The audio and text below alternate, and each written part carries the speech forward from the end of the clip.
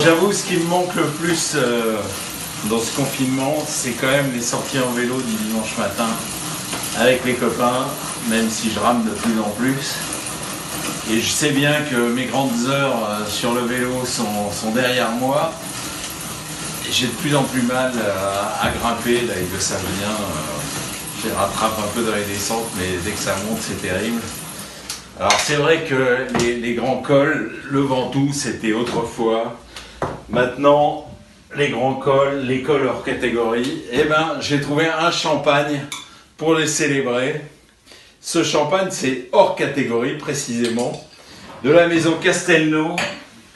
Alors Castelnau, c'est comme on dit, un groupe coopératif, c'est la marque d'un groupe coopératif très important en Champagne, très historique, et qui a créé, qui a repris cette maison il y a une bonne trentaine d'années, vingtaine d'années, mais qui surtout est reparti du bon pied ces dernières années avec une chef de cave formidable, et elle a créé cette cuvée qui s'appelle hors catégorie.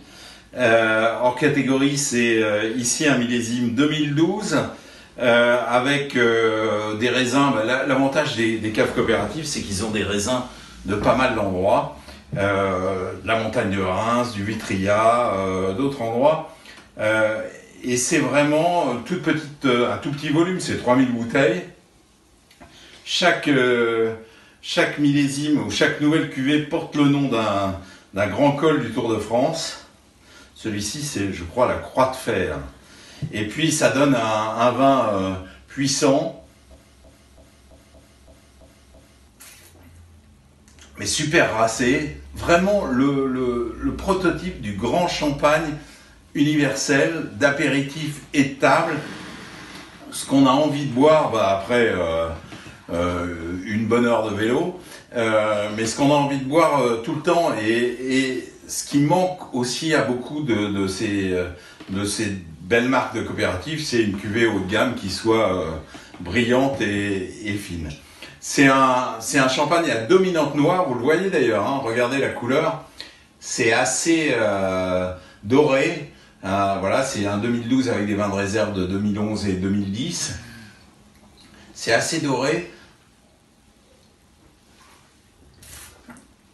C'est un vin structuré, c'est un vin de grimpeur qui a de la niaque, qui a du potentiel, mais surtout de l'élégance.